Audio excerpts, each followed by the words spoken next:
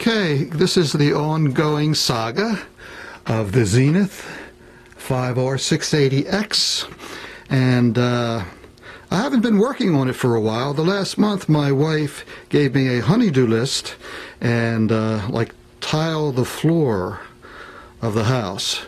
Kitchen, dining room, not the living room, that's carpeted, and the hallway.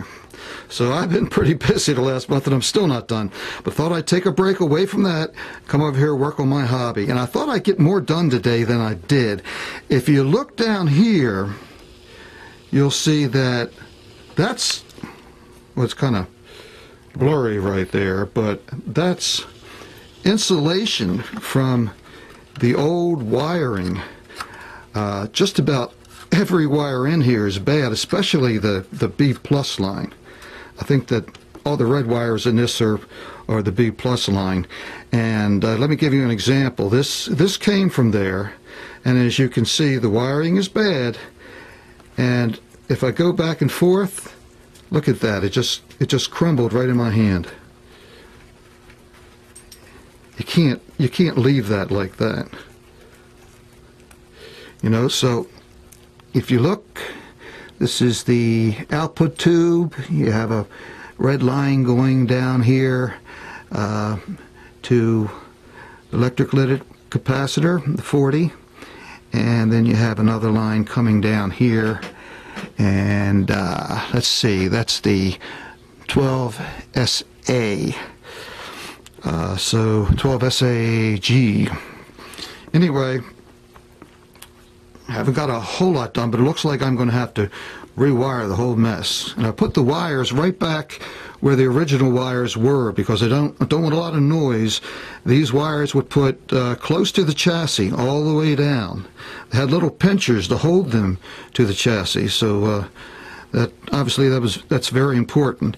And in a set like this, everything's so tight. I like the old cathedral radios and some of the radios from the 30s because you have so much room to work in. I didn't really think that I'd have to rewire this, but I am, and that's just the way it goes. A lot of good experience, so and a lot of fun doing it actually. So anyway, that's what I'm doing.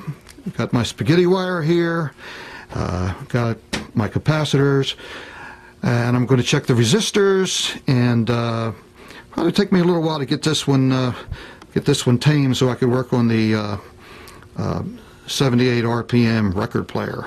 That's going to be the fun part. This I've done before, but that I've never worked on, so that ought to be fun. So anyway, over and out for now.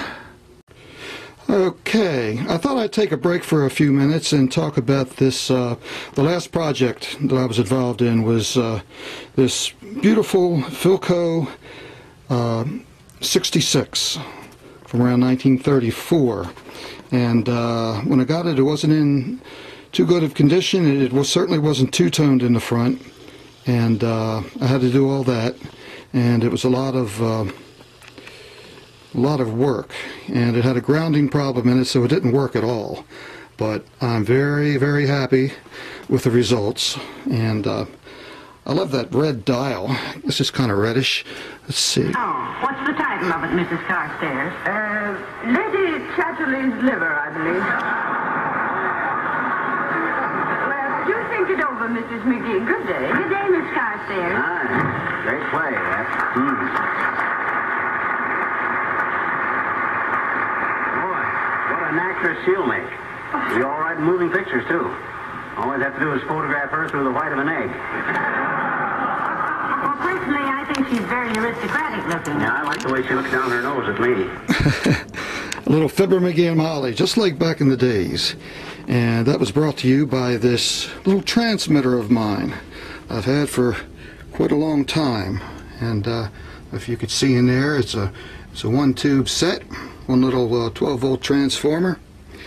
And I have a couple transformers. This was my first, and it's the kind that you have to assemble yourself, and it's been a lot of fun throughout the years.